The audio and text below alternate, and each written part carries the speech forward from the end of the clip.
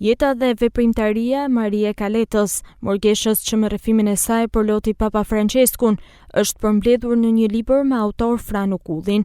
Ky botim i titulluar Maria që përloti Papa Franceskun u prezantua në Lezhë përmes një aktiviteti ku morën pjesë shkrimtar, studiues dhe përfaqësues të komunitetit katolik, të cilët ndanë mendimet e tyre për figurën frymëzuese të Motor Maries dhe për mesazhin e fuqishëm që përcjell libri. Ishte në të vetë me të motrën në Shqipëni që kur takohej me një meshtar, me një prift, detyrimisht ajo ja poste dorën meshtarit prift. Maria ishte një shembull model i veçantë për që thane motrat stigmatine në ratë parë. Në thelb të librit që ne po promovojmë sot së bashku, qëndron ideja thjeshtësisë si formë lartë e shenjtërisë isnike. Libri për Motor Marie Kaletën na tregon edhe një herë se heshtja është mënyra më e lartë e komunikimit me Zotin, se mirësia është forma më e thellë e guximit dhe se dashuria është mënyra më fisnike e qëndresës. Ky është edhe një homazh që bën për Motor Marien dhe për gjithë motrat,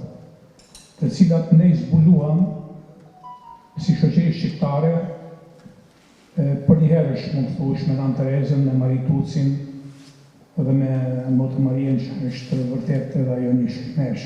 Në fjalën e tij, autori i këtij libri Franu Kulli tha se përmes jetës dhe veprës së Motor Marie Kaletës ruhet dhe përcillet kujtesa jon kombëtare.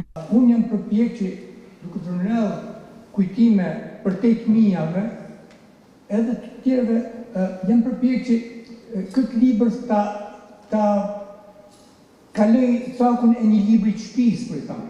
Motor Maria Kaleta, unë besoj se me gjitha të cilësitë që të përmendëm këtu, absolutisht i shërben figura saj kujtesës sonë kombëtare. Botimi Maria që përloti Papa Franceskun, krahas një rrëfimi biografik, është një testament shpirtëror për fuqinë e fesë, dinjitetin e gruas shqiptare dhe kujtesën e një kohe që nuk duhet haruar.